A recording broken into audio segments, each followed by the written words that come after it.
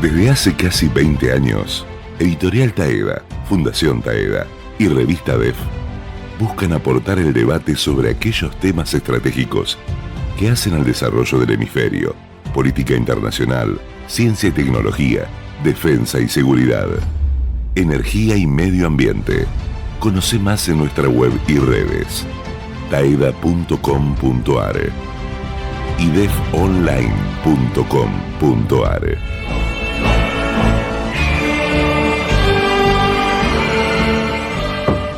Sin agua estancada, prevenís el dengue. Vacía, limpia y cepilla los recipientes que acumulen agua para eliminar larvas y huevos del mosquito que lo transmite.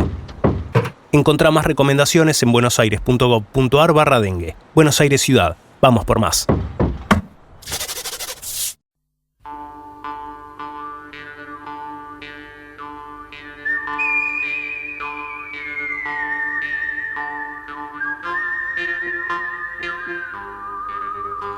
Hola a todos, ¿cómo les va? Qué placer recibirlos en un nuevo capítulo de Far West, un programa hecho desde el lejano oeste en medio de la crisis del mundo occidental. ¿Cómo pasaron la semana? Espero que hayan tenido la posibilidad de trabajar, de hacer sus cosas y que estén llegando a este domingo con ganas de tomarse un ratito para pensar algunos de los grandes temas de nuestro tiempo. Y esta semana ha dejado, sin dudas, dos temas me parecen muy relevantes a nivel global. Uno, obviamente, de un impacto extraordinario que cambia el orden mundial. El otro, si se quieren, de una relevancia mucho más local, pero no por eso menos importante.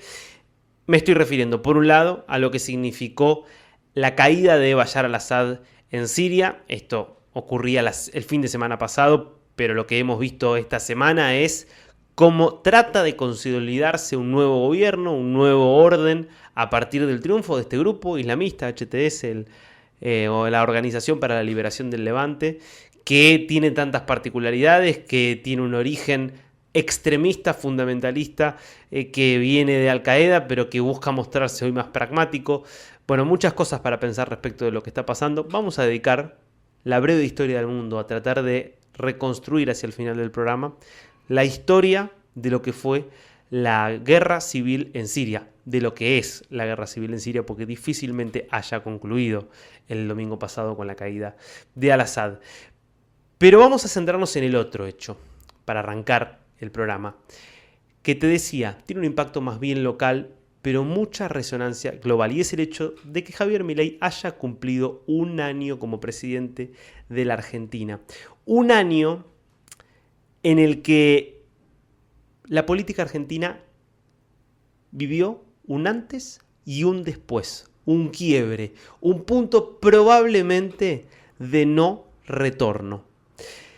Vamos a tratar de entender por qué cambió de esta forma la política argentina, cuál es el impacto que ha tenido el paso de Javier Milei por la presidencia y lo que significa en términos de el orden político interno y del orden global que estamos viendo en términos de la representación política que está siendo conmovida, como lo venimos contando de alguna manera en este ciclo desde que comenzamos a mediados de este año 2024.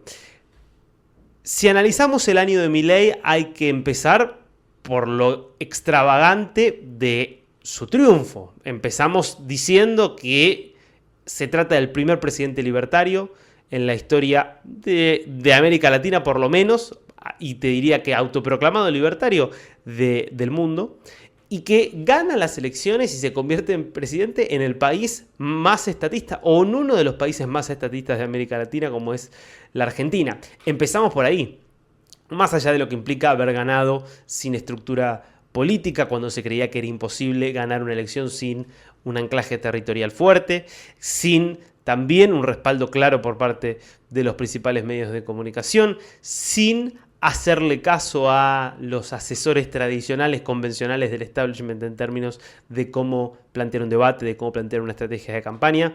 Bueno, ya todo eso hablaba de lo disruptivo que era el triunfo de Milei y hablaba también de lo que explica que alguien con esa capacidad de ruptura con el pasado ganar las elecciones, y es el hartazgo, el hastío generalizado de la sociedad argentina con lo que veníamos viendo desde hace tantos años. Un hastío que tiene que ver con el colapso económico, con más de una década de estancamiento, con una inflación cada vez más alta.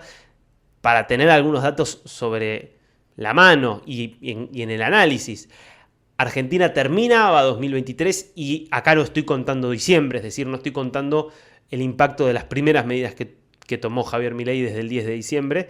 Argentina estaba en noviembre con una inflación mensual de más del 12%, con un rumbo muy claro hacia la hiperinflación, pero al mismo tiempo con una recesión muy fuerte, con una caída del consumo que en noviembre había sido del 8% interanual, la caída del consumo, de empresas que estaban con problemas cada vez más grandes para fabricar, de la locura y el desquicio en el que estaban cualquier comercio que no sabía qué precio ponerle a las cosas, o que directamente no podía vender un montón de cosas porque no estaban entrando. Digo, esa situación que hacía imposible anticipar nada, prever, organizar hasta la vida desde lo más básico, generó un hastío con la política tradicional que termina volcándose en la idea de patear el tablero y de que gobierne alguien completamente diferente sin ningún antecedente ligado a los principales bloques de la política, el peronismo y el antiperonismo, nucleado en lo que primero era el radicalismo y después fue el radicalismo más el PRO de Mauricio Macri. Ahora, si uno ve lo que pasó en este año de gobierno de Milei, uno ve la ruptura permanente y constante de muchas leyes que se creían, te diría, leyes de hierro de la política argentina, supuestos que se daban por válidos y que se vieron refutados. Hagamos un breve repaso. Una de las cosas que se daban por cierto es, si un gobierno tiene minoría absoluta parlamentaria, el de Milei es el gobierno más minoritario en la historia política argentina, no va a poder hacer ninguna reforma relevante.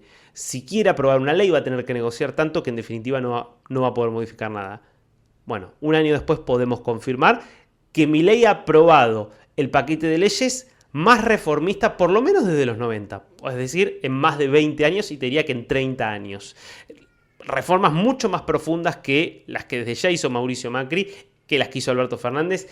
Habría que compararlas quizás con las que hizo Cristina Kirchner entre su primer y segundo mandato, cuando volcó muy fuertemente a la Argentina hacia un modelo cada vez más estatista y más intervencionista. Pero estamos hablando de que esos cambios Cristina Kirchner los hizo desde una posición de fortaleza parlamentaria y territorial.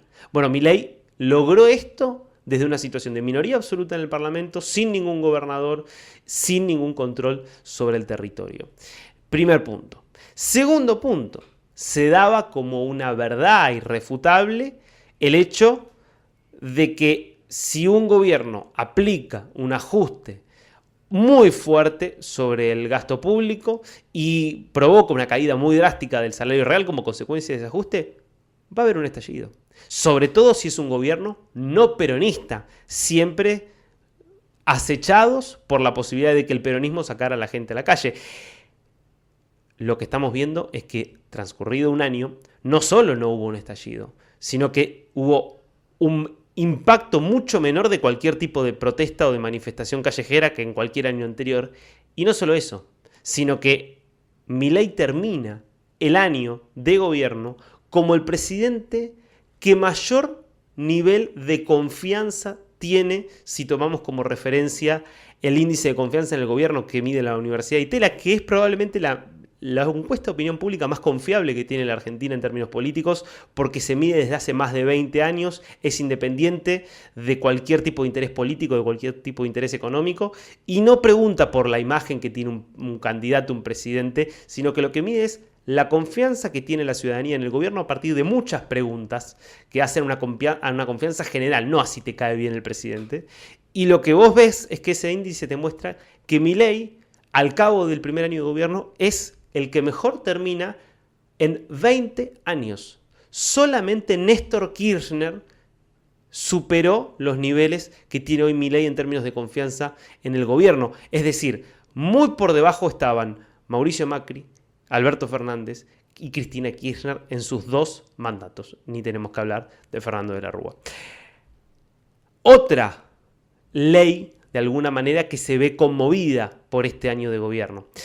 la idea de que un gobierno no peronista, la única forma que tiene de subsistir es negociar y hacer concesiones muy importantes a los sindicatos y a los movimientos sociales, porque si no, te van a parar la calle. Bueno, lo que estamos viendo es que directamente no ha habido más piquetes y que el gobierno, lejos de negociar con los movimientos piqueteros, lo que hizo fue pasarlos por encima y evitar todas las normas y las formas de intermediación, quitándoles las fuentes de sus recursos y las fuentes también de la presión y la extorsión social, que es lo que les permitía sacar a la gente a la calle, y que no han podido hacer nada. Entre otras cosas, bueno, porque ahí hubo una estrategia muy inteligente y muy audaz también, pero muy inteligente en el sentido de haber roto la intermediación y al mismo tiempo haber subido mucho más que la inflación todos los mecanismos de transferencia directa, principalmente tarjeta alimentar y la asignación universal por hijo, que subieron muchísimo más que, por ejemplo, durante el gobierno de Alberto Fernández. Ahora, ¿cómo se puede entender toda esta realidad de haber podido hacer estas cosas que parecían imposibles en las condiciones en las que estaba Milei? Bueno, hay varias cosas. Lo primero es lo que decíamos antes. Evidentemente, había una preparación previa de la opinión pública, una predisposición a aceptar situaciones muy duras y a apoyar cualquier alternativa que ofreciera un cambio posible frente a un modelo económico-político que estaba agotado. Y en la medida en que el gobierno pudiera cumplir con la principal promesa que tenía, con el principal desafío que era controlar la inflación, la sociedad iba a acompañar. Bueno, evidentemente la lucha contra la inflación fue mucho más exitosa de lo que imaginaban incluso los economistas más optimistas. Pensemos que estábamos en noviembre del año pasado en 12%, en diciembre, después de que se liberara todos los precios, en 25%, pensar que estamos hoy en noviembre de 2024 en 2,4% mensual, creo que nadie realmente imaginaba algo así. Lo mismo con la estabilidad cambiaria, con el dólar que está, si no miramos la cotización, las distintas cotizaciones libres, en el mismo exacto nivel que cuando asumía el gobierno de Milei. Bueno, evidentemente eso es una parte importante de la explicación. Es decir, el modelo económico está funcionando, por lo menos en lo más importante que se había comprometido a resolver, y eso explica por qué hay paciencia frente a todo lo que todavía no ha podido cumplir. Esto tiene que ver con todavía salarios reales que han perdido, un empleo que de hecho se perdieron empleos, no tanto como se creía, pero se perdieron empleos, la economía que todavía no está reactivada plenamente. Bueno, todo eso que está en el debe es perdonado por la cuestión de la inflación. Pero no alcanza. No alcanza para explicar esto.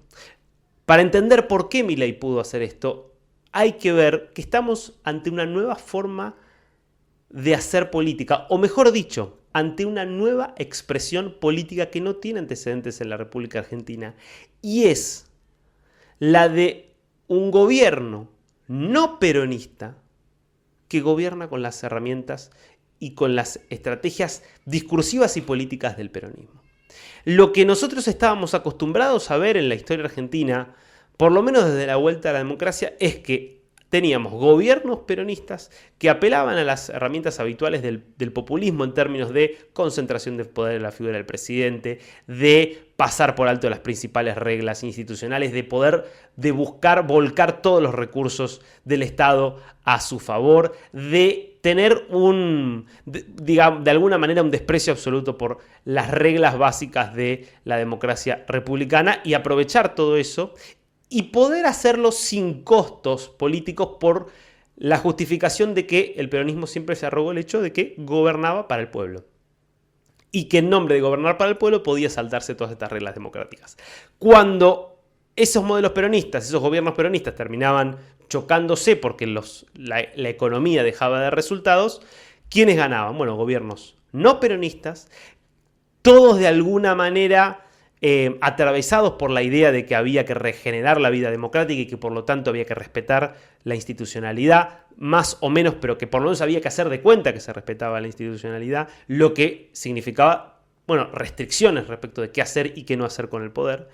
Y al mismo tiempo, la misión de enderezar economías que por ahí requerían grandes ajustes, pero haciéndolo con bastante culpa, con bastante temor, con bastante falta de convicción, sobre todo porque caían de alguna manera estos gobiernos en la trampa del peronismo de reconocer como que efectivamente quien gobernaba para el pueblo era el peronismo y que por lo tanto estos gobiernos no peronistas representaban, si querés, a la clase media o a los sectores más acomodados y que por lo tanto los ajustes que hacían no los hacían para beneficiar al pueblo, quitándoles la inflación y permitiendo el crecimiento económico, sino que pareciera como si los hacían para beneficiar a los más ricos. Eso llevó a todos los gobiernos, al de Alfonsín, al de la Rúa, al de Mauricio Macri, a, entre otras cosas, terminar aplicando programas, porque se gobernaba desde la culpa, mucho más gradualistas, mucho menos extremos y que por lo tanto terminaron fracasando. Entonces había ahí como un doble fracaso.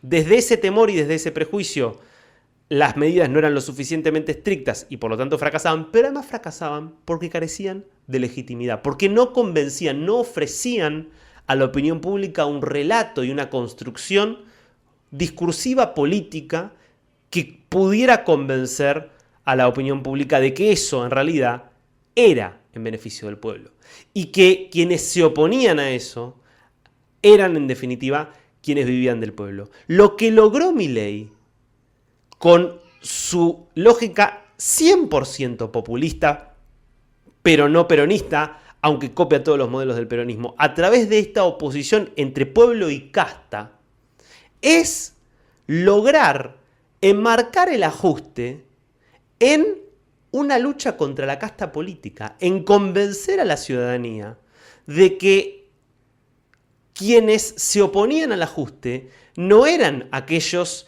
que defendían al pueblo, sino todo lo contrario, aquellos que extraían sus riquezas del pueblo a través del cobro de impuestos, a través de la corrupción, y que por lo tanto la motosierra era una forma, y es una forma de, aún con mucho dolor, golpear a aquellos que habían expoliado al pueblo durante tantos años y devolverle a la ciudadanía las riquezas que le habían sacado.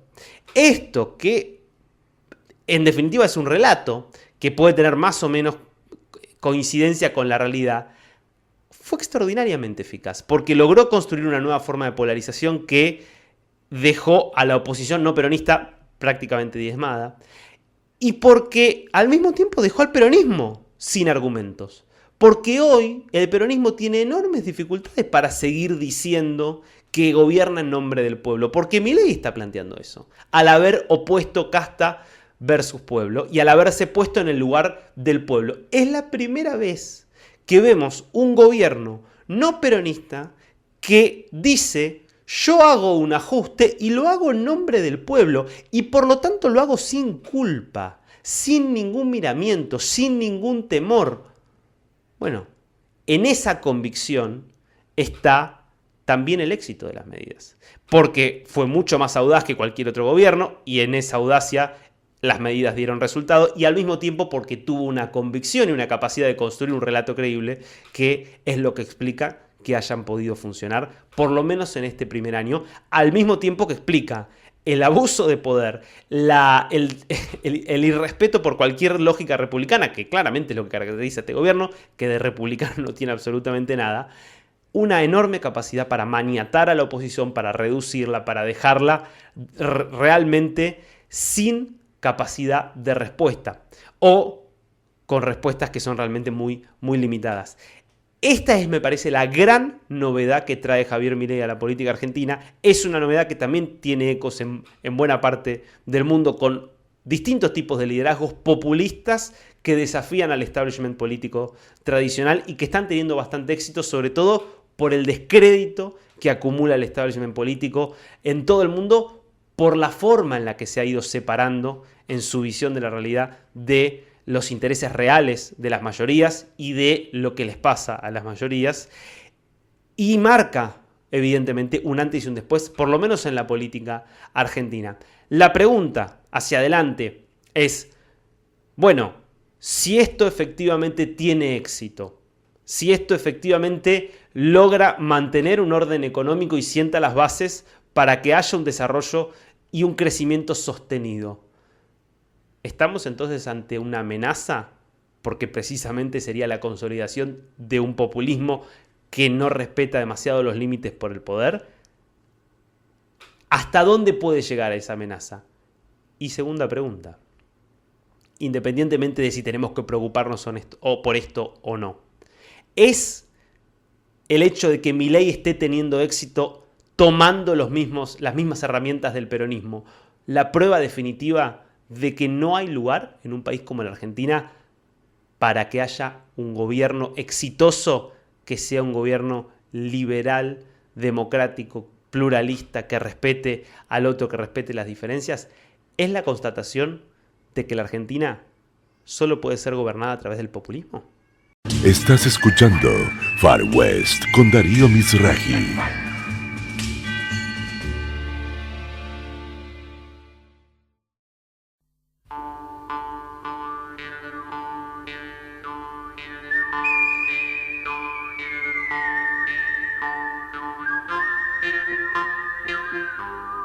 Y para seguir reflexionando acerca de lo que ha sido este primer año de Javier Milei en la presidencia, los impactos para la Argentina, también para el mundo, tenemos el lujo de conversar con Marcos Novaro, politólogo, escritor, bueno, alguien que viene pensando la política argentina desde hace tiempo. Marcos, ¿cómo estás? Un gusto saludarte. Igualmente, ¿qué tal? ¿Cómo están ustedes? Bien, muy bien. Me Eh, alegro. la verdad es que hay muchas cosas que por lo menos a simple vista parecen llamativas, nuevas de lo que ha sido la experiencia de Milei en su primer año.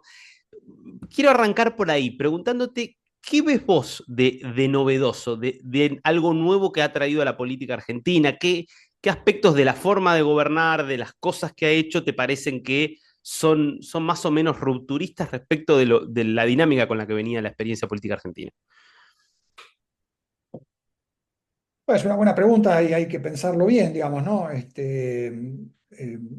algunos elementos que son bastante obvios, digamos, ¿no? Es el primer líder político que se forma en las redes, que nace de los medios y de las redes y que carece de territorio, digamos, ¿no? Eh, de dos cosas en realidad carece combinadas, ¿no? De territorio y de control del aparato estatal, digamos, ¿no? Porque uno podría decir, bueno, Perón también formó su partido sin tener territorio al principio, bueno, pero tenía el control del Estado, digamos, ¿no? Mm.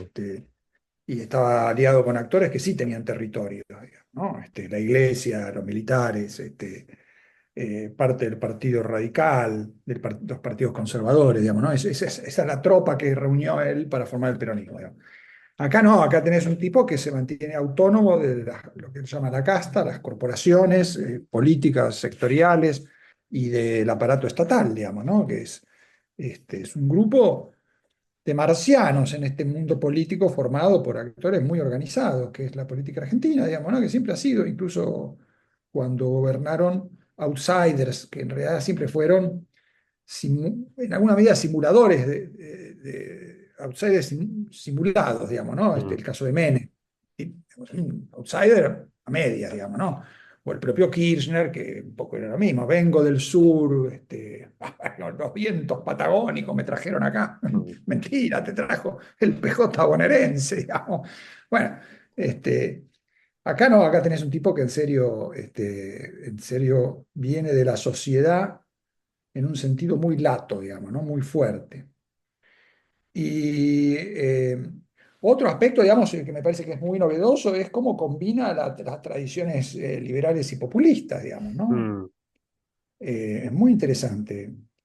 También preocupante, digamos, ¿no? En alguna medida es hasta desesperante, ¿no? Es un liberal que tiene una idea del sistema político que es muy monopólica, ¿no? El Estado lo tienen los buenos o los malos, digamos, ¿no? Ahí no hay mercado político, no hay concertación, negociación, no hay grises.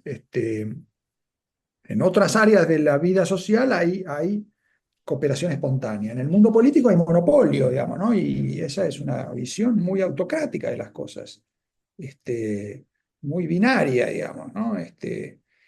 Y, eh, y Milei combina de un modo muy peculiar ese binarismo con un pragmatismo y flexibilidad política que lo revelan como un líder político muy hábil, ¿no? Mm. Que se acomoda a las circunstancias, digamos, no tiene en la cabeza un esquema binario, pero en la práctica, digamos, se acomoda a las restricciones, digamos, no, no, no. Y eso, bueno, vamos a ver cómo funciona, digamos, ¿no? Con restricciones fuertes ha funcionado mucho mejor de lo esperado, digamos, ¿no? Entonces, el asunto va a ser cuando las restricciones no sean tan fuertes, cuando él tenga más autonomía, más libertad de acción, más recursos, más tiempo, digamos, ¿no? Hasta ahora gobernó la emergencia, el día a día, digamos, ¿no? Y ahí se acomodó. A mí me parece sorprendentemente bien, digamos, ¿no? Me parece que lo que se abre es, bueno, toda esta discusión respecto de cuán autoritario va a ser, Mm. montado sobre su éxito, digamos. Esas Ahí, son las sí. cosas que se me ocurren en principio, digamos, ¿no? Pero bueno, hay muchas más cosas, digamos, ¿no? Porque bueno, es Milei y su época, ¿no? Milei está montado en una época de cambios que, que tienen que ver con, bueno, con el resentimiento de las sociedades occidentales con las promesas de de un liberalismo democrático que fracasó en muchos aspectos. El asunto es que en Argentina, digamos, y eso me parece importante para destacar el caso argentino de otras derechas. En Argentina este experimento tiene mucho más para dar, digamos, ¿no? O sea, porque la verdad que hace falta una ruptura, digamos, ¿no? O sea, Mm. en otros países, en Estados Unidos, en muchos países europeos, la ruptura tiene que ver con la movilización de un resentimiento que no tiene forma de ser satisfecho, porque ahí las posibilidades de hacer reformas son bastante limitadas y si tratan de hacer reformas más audaces van a ser muy perjudiciales, digamos, ¿no? O sea, este, en términos de comercio, digamos, si Trump se sale con la suya y cierra el comercio, bueno, Estados Unidos no es que va a mejorar, digamos, ¿no? Ahora, si Milei se sale con la suya en términos de las reformas en el Estado y en la economía que trata de implementar, yo creo que Argentina sí va a funcionar mejor, digamos, ¿no? Entonces, Mm. eh, es un fenómeno amenazante, me parece que es un fenómeno que ofrece muchas más oportunidades de las que sus congéneras ofrecen a sus países. Por eso me parece que las comparaciones, viste, que se suelen hacer desde el progresismo de Milley con otros experimentos de tono similar, me parece que fallan en este punto decisivo, que es, por algo, una sociedad moderada está apoyando a este tipo. La está apoyando por todas estas razones, que son buenas razones, se justifican, digamos, ¿no? Eh, eh, no son las mismas razones que llevan a los votantes norteamericanos a apoyar a Trump o a los brasileños a apoyar a Bolsonaro, digamos, ¿no? Ahí hay diferencias importantes. Hmm. Me quedo, a ver, después te quiero hacer alguna pregunta más respecto de esta comparación mundial, pero me quedo con un poco esta caracterización que hacías vos de esta idea del monopolio de la política que tiene Milei, que se contradice, si querés, con la idea más liberal. Y vos, digamos, tu primera comparación te surgió hacerla con Perón. ¿Hay algo de Milei? Digo, estamos acostumbrados nosotros en la Argentina a que hay gobiernos peronistas que gobiernan como gobierna el peronismo, digo, con populismo, abuso de poder, bueno, las características que ya conocemos, y gobiernos no peronistas que tienden por lo menos a intentar cierta cosa más republicana, más de limitar el poder, y que muchas veces la terminan pagando, digamos, ser más si querés, respetuoso de cierta norma. Milei, ¿hasta qué punto se puede decir que gobierna como gobiernan los presidentes peronistas? Él está cultivando esa idea, ¿no? Yo lo escuché un poco, no escuché todo, con el gordo Dani se dedicó un poco Hmm. a hacer esto, ¿no? Y cuando él habló, a ver, estoy tratando de acordarme ahora, él habló un poco sobre esto cuando explicó el tema del cepo, eh, que me parece que fue una buena explicación, digamos, ¿no? Si nosotros salíamos del cepo como quería Massa que hiciéramos, eh, nos destruíamos en 5 minutos, que era lo que quería el peronismo que cree que siempre puede abusar de los liberales bobos, digamos, ¿no? Hmm. Ese argumento de los liberales se atan a las reglas bueno, no vivimos en una situación de reglas, digamos. No es una situación normal, por lo tanto no se pueden aplicar normas, digamos. O sea, lo que tenés que generar es una situación normal desde la excepción, la irregularidad, la emergencia. Bueno, es una explicación que a mí me parece muy justificada, muy razonable y convincente. Obviamente que da para todo esa explicación, porque si vos abrís esa puerta, bueno, el gobierno de emergencia te permite hacer cualquier cosa. Justifica que vos vuelvas a gobernar sin presupuesto el año próximo. Lo justificó en 2024, pero lo justifica para adelante. Eh, Yo creo que no. Justifica que vos defiendas las regulaciones existentes de los DNUs, que son los que creó el kirchnerismo. Yo creo que sí. Ahí yo defendería el punto de vista oficial, no con el presupuesto, pero sí con los DNU. Ahora, te pone en tensión con los procedimentalistas, digamos, ¿no? Te pone en tensión con los liberales republicanos, como vos los mencionás, que te dicen, no, vos tenés que seguir las reglas porque por eso sos mejor que los populistas, si no, sos igual, digamos, ¿no? El problema no es que sos igual, sos más débil, sos víctima de los populistas que efectivamente funcionan mejor en una situación anormal, en una situación no normable, digamos, ¿no? Donde las reglas no se pueden aplicar. Es una discusión académica, doctrinaria y también muy práctica, de la política práctica y que tiene un montón de matices. Yo no es que estoy totalmente convencido de que mi ley está en lo correcto, sí me parece que en algunos puntos tiene buenos argumentos y tiene buenas justificaciones. Y no me compro para nada las lágrimas de cocodrilo de los progresistas que ahora le reclaman a mi ley lo que Mm. toleraron en otros gobiernos, digamos, ¿no? O lo que veían como más contemplativamente, porque, bueno, esos gobiernos eran populares y querían hacer el bien, así que mejor que sí, concentraran el poder y abusaran de él. Es muy polémico, pero me parece que es una discusión que se plantea muy poco, ¿no? Cuando estuvo en el Congreso este proyecto, se intentó, digamos, de sectores de la oposición, limitar eh, el, el criterio de validez de los DNUs. Me parece Ujú. que podría haber avanzado en esa discusión porque daba para algo sustantivo, digamos, ¿no? Bueno, lamentablemente no, eso no pasó, pero me parece que va a seguir flotando este tema porque, en parte porque el gobierno efectivamente abusa de recursos que no se justifican, en parte porque es un tema que con el que van a machacar la oposición, a veces con buen criterio, a veces no, digamos, ¿no? Con buen criterio diría, qué sé yo, una reforma moderada del régimen de validación de los DNU que sea progresiva en el tiempo y que contemple las necesidades inmediatas del Ejecutivo, yo creo que sería posible de negociar, así como se negoció una fórmula para la ley base, digamos, ¿no? Ahora, no es viable cuando vos tenés un Congreso polarizado de los tipos que quieren voltear los DNU de Milei y los oficialistas que quieren defender a rajatabla los DNU. Entonces ahí, en ese clima de polarización, no hay nada que discutir, digamos, ¿no? Hay una serie de cosas que hasta el 10 de diciembre del 2023 se creían como verdades de la política argentina, que hoy parecen bastante conmovidas y me interesa tu visión sobre eso. Digo, pensando en la idea de, bueno, si vos tenés minoría en el Congreso y no vas a poder aprobar ninguna reforma importante o vas a tener que conceder muchas cosas. Y bueno, ves que tuvo que conceder, sí, pero la verdad que la reforma que sacó Milei, la ley base, vos ves un montón de cosas que cambia y hay cambios bastante importantes. Digo, después, esta idea de si vos sos un gobierno no peronista y bueno, vas a tener que pactar con los sindicatos y entregarle todo a los movimientos sociales, si no, se te paran la calle. Y bueno, vemos que lo que pasó es otra cosa. Y me animaría a agregar también esta idea de, bueno, si vos haces un ajuste muy brutal, muy fuerte, vas a tener también la calle estallada y vemos que Milei hizo un ajuste que realmente fue fortísimo el ajuste que hizo, y llega al fin de año con un nivel de aceptación popular realmente bastante importante. ¿Por qué crees que pudo de alguna manera conmover eso que aparecía como verdades de la política argentina?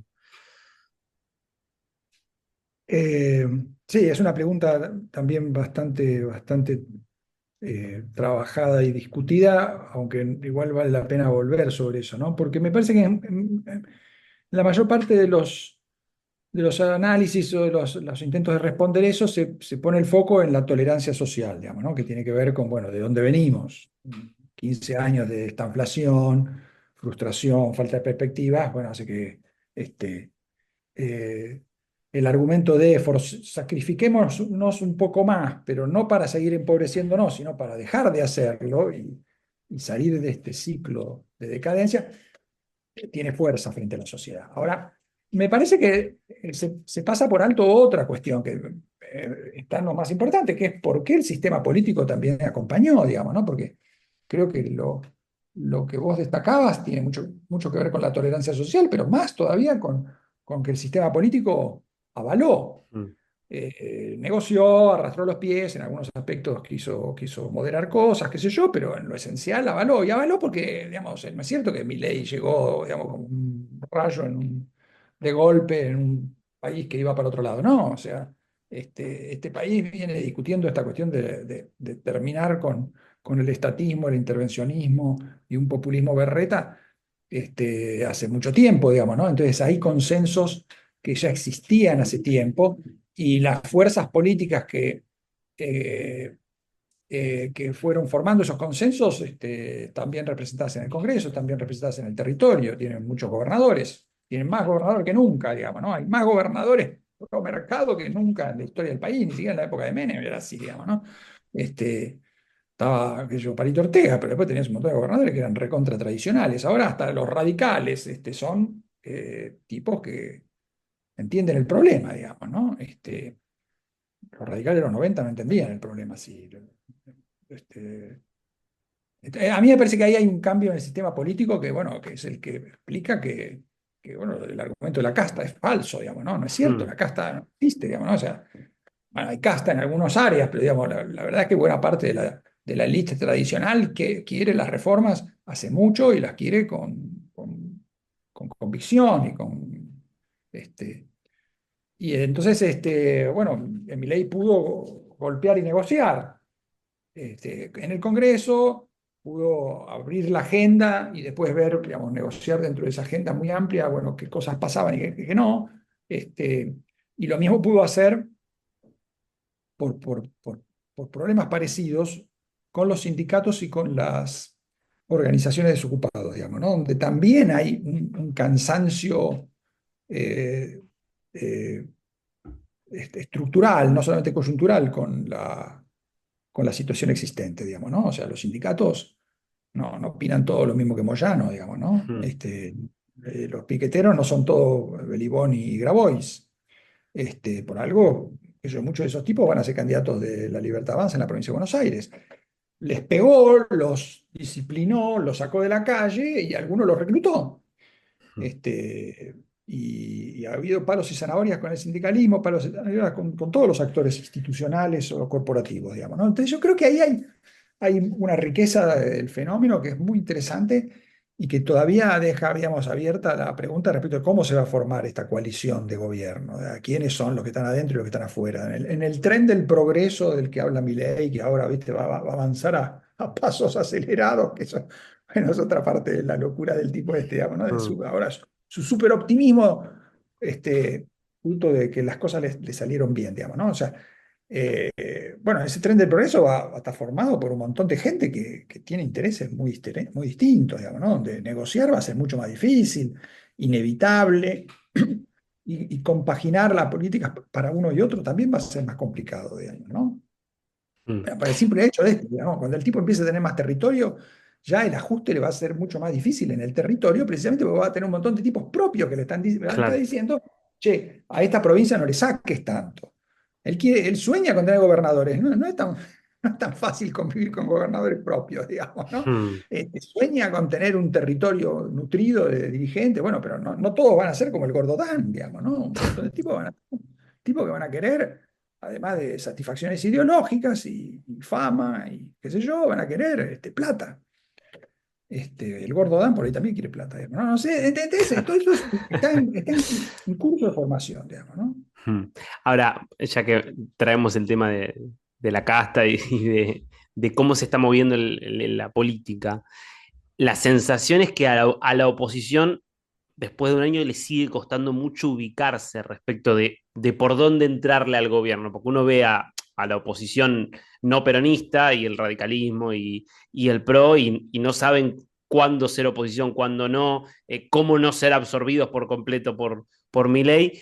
Pero incluso cuando uno ve la oposición peronista, más kirchnerista, la sensación es que tampoco terminan de encontrar el punto, porque, o que se limita a, bueno, esta idea de, bueno, vos querés privatizar aerolíneas, entonces la estatizamos y la compramos en la provincia. Digo, pareciera ser todavía muy rudimentario todo lo que hace la oposición. ¿Qué está pasando ahí? Bueno, sí, es interesante eso y es bastante desesperante al mismo tiempo, digamos, ¿no? Porque sí, la oposición es un desierto de ideas, un desierto de estrategias y de liderazgo, digamos, ¿no? Bueno, para empezar por Cristina y el peronismo, bueno, ella ha logrado eh, me- fortalecer su control de la situación en el PJ, digamos, ¿no? Y eso porque, bueno, los que tenían que protagonizar algún intento de renovación fueron muy cobardes, digamos, ¿no? Muy tibios, muy... Kicillof en primer lugar, pero también los gobernadores, digamos, ¿no? Dijeron, bueno, le dijeron a Quintela, andá, animate, y después lo dejaron solo. Bueno, eso no se hace, digamos, ¿no? Digo, a Quintela se le puede hacer cualquier cosa porque por ahí se lo merece, pero digamos, la verdad que te habla muy mal de vos, digamos. Mm. Y lo que propone Cristina es de una pobreza franciscana, digamos, ¿no? O sea, esperemos que fracasen. Esto- el otro día, cuando asume al PJ, es lo que dice, ¿no? Sí. Estos liberales siempre han fracasado, así que no nos preocupemos, porque simplemente tenemos que esperar. ¿En serio? ¿Esta es la estrategia del PJ? Bueno, es suicida y es tonta, digamos, ¿no? Es muy tonto.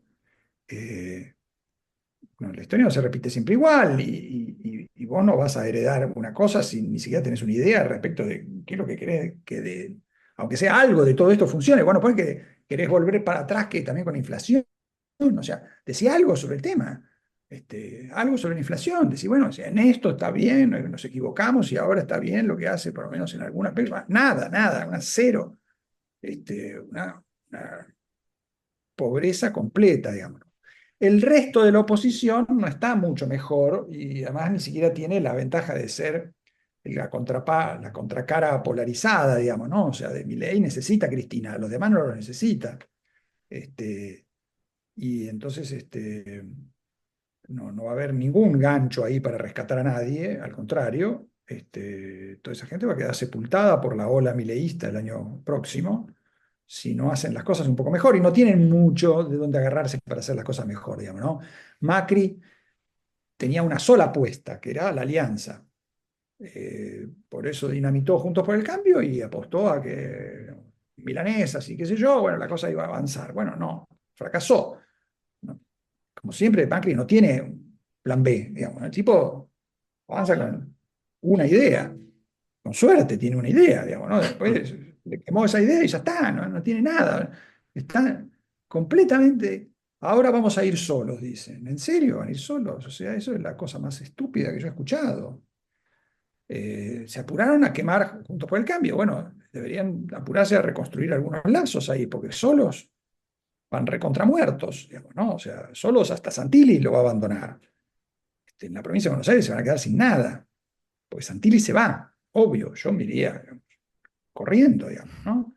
Este, lo único que los puede salvar es que todos desdoblen, incluida la provincia de Buenos Aires, pero bueno, Cristina va a impedir eso, ¿no? Que también en eso va a trabajar para ayudar a Milei, digamos, ¿no? O sea, el desdoblamiento la perjudica a Cristina y por eso ella está tan peleada con Kicillof, que está tratando de atender el interés de los intendentes que no son de la cámpora, digamos, ¿no? Entonces yo creo que ahí hay una pobreza de ideas sobre qué hacer que es enorme.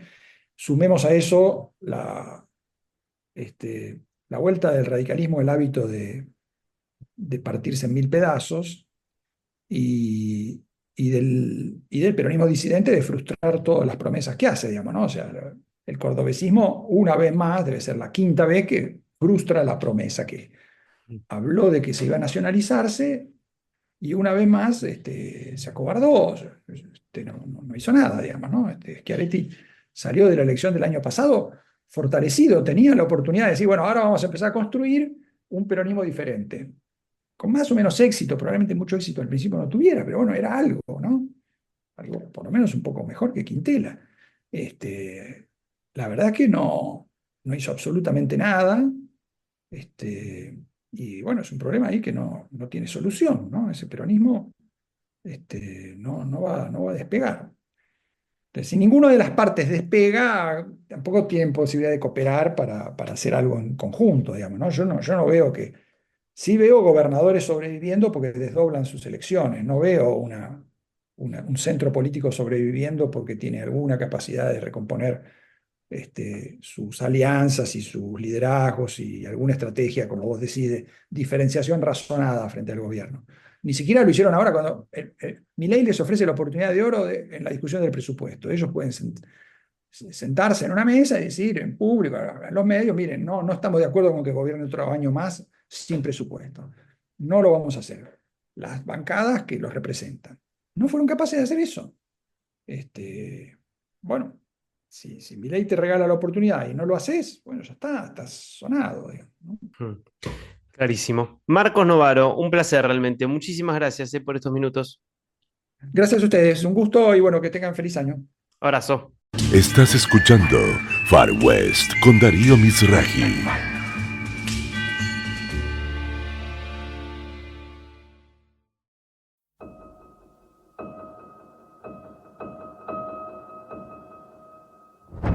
אני מצטערת על כל השנים שנשארת קצת בחושך, איך לא ראיתי מה קורה לך בפנים.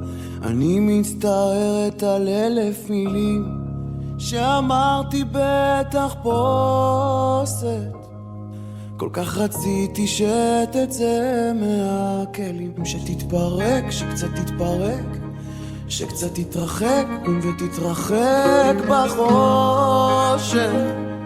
סליחה על כל אותן שנים, איך פתאום תפסת לי מקום בלב אין היגיון בין השפיות לשיגעון, ולא אל תתרחק, בדיוק למדתי לחבק, ליפול מבלי להתרסק, אני לא רוצה כבר לשחק.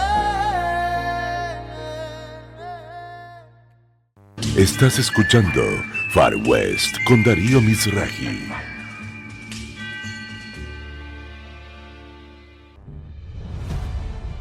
Desde hace casi 20 años, Editorial Taeda, Fundación Taeda y Revista DEF buscan aportar el debate sobre aquellos temas estratégicos que hacen al desarrollo del hemisferio, política internacional, ciencia y tecnología, defensa y seguridad, energía y medio ambiente. Conoce más en nuestra web y redes, taeda.com.ar y defonline.com.ar. Estás escuchando Far West con Darío Mizrahi.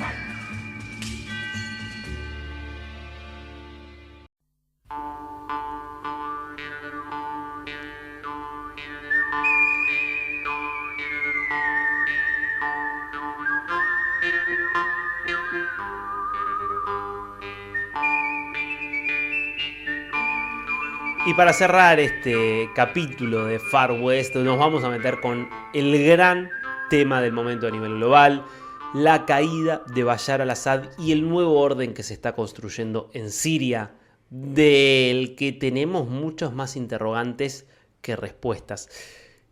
Por eso, en vez de empezar a especular, en vez de empezar a hacer hipótesis sobre lo que se viene, me gustaría ir un poco al pasado para tratar de entender cómo llegamos aquí.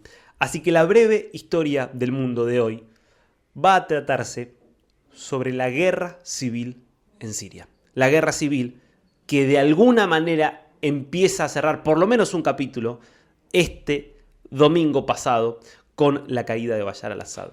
Para entendernos tenemos que trasladar a los finales del año 2010, cuando un comerciante tunecino se prende fuego a lo bonzo reclamando por el cierre de su capacidad de seguir vendiendo, la crisis económica que afectaba en ese momento a Túnez.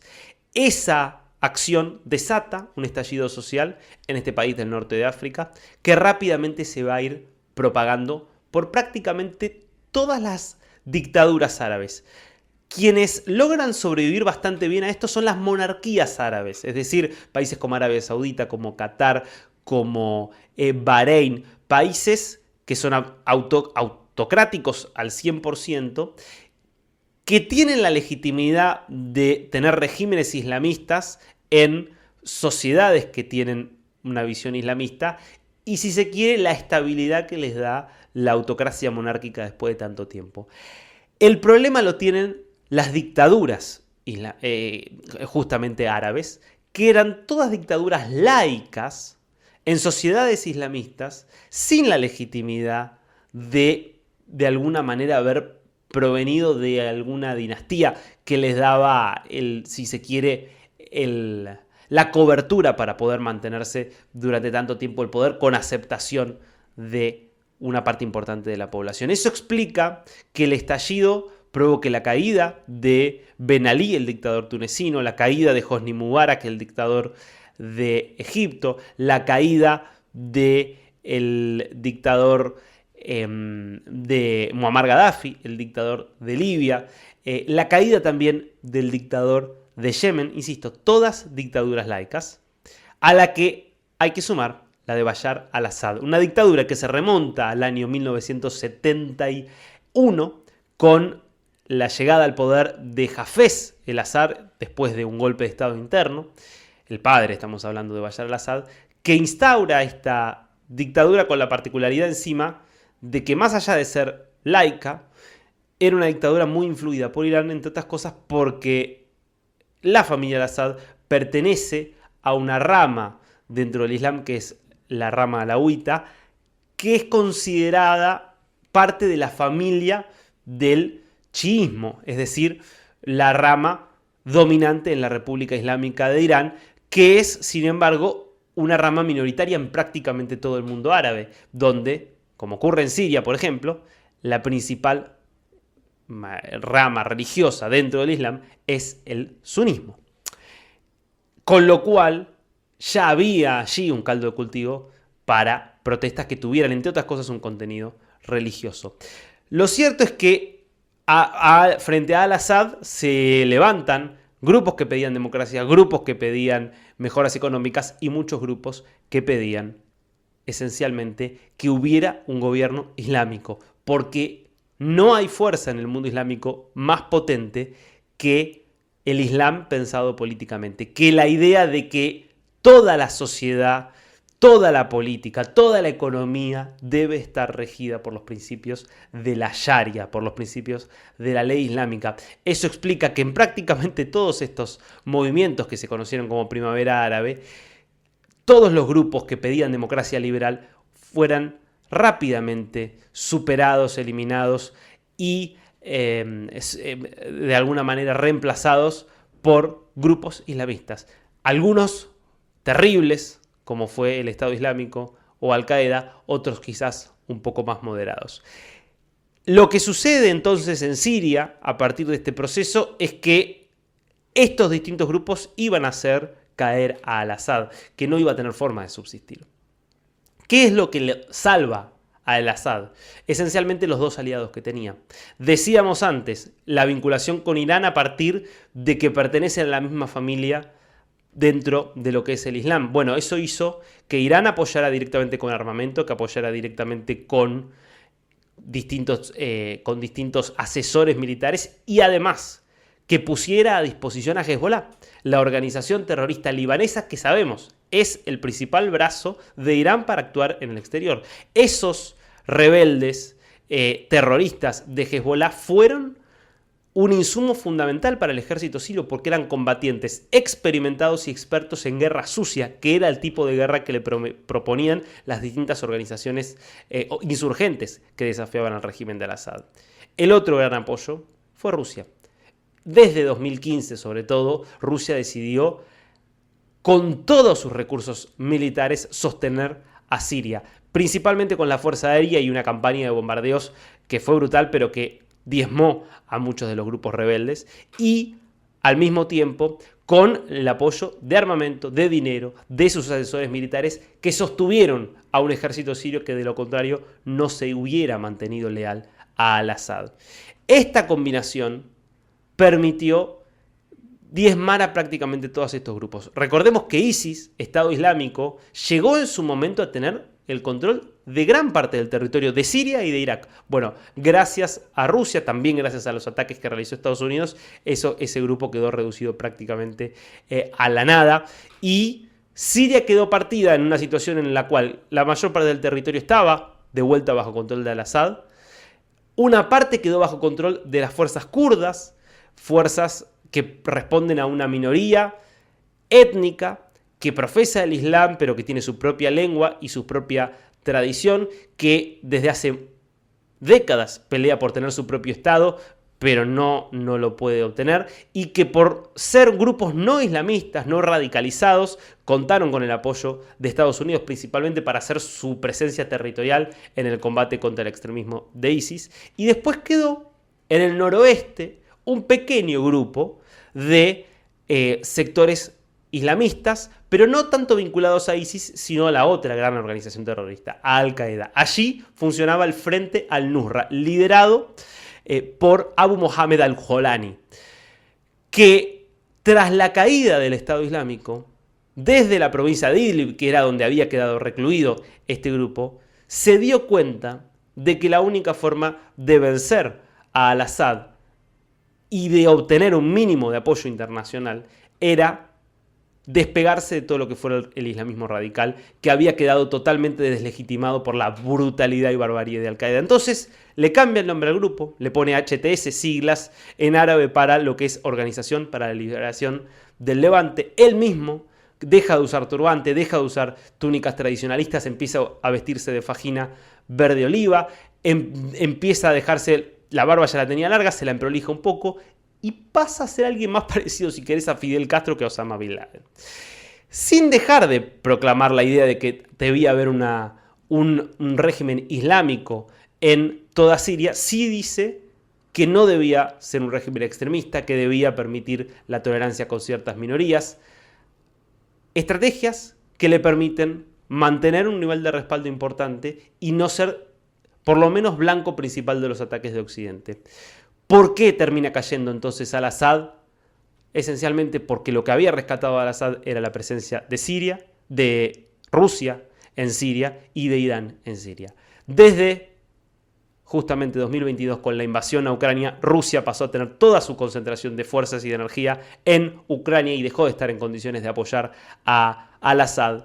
Y desde el 7 de octubre, Israel emprendió su contraataque contra Hezbollah, que se sumó a los ataques de Hamas, y dejó realmente diezmado a Hezbollah. De hecho, el 27 de noviembre, mismo día del lanzamiento de la ofensiva que 10 días después terminaría capturando a Damasco por parte de HTS y de otros grupos rebeldes, es el día en que se había firmado el cese de fuego entre Israel y Hezbollah. La constatación para los islamistas de que Hezbollah estaba perdido y no estaba en condiciones de sostener a Al-Assad. Eso explica la falta de esos apoyos internacionales, que este grupo en muy poco tiempo haya podido derribar a este régimen que parecía que se iba a quedar para siempre, entre otras cosas porque su ejército ya no estaba dispuesto a luchar por este dictador. Así se llega al final de este régimen.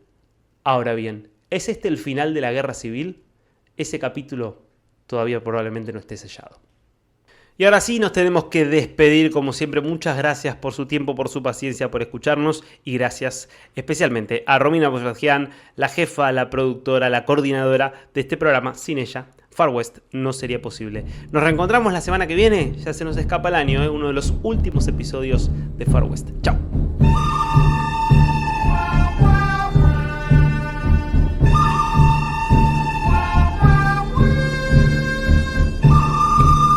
Acompañan este programa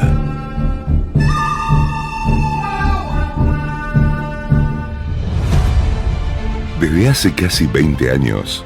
Editorial Taeda, Fundación Taeda y Revista BEF buscan aportar el debate sobre aquellos temas estratégicos que hacen al desarrollo del hemisferio, política internacional, ciencia y tecnología, defensa y seguridad, energía y medio ambiente.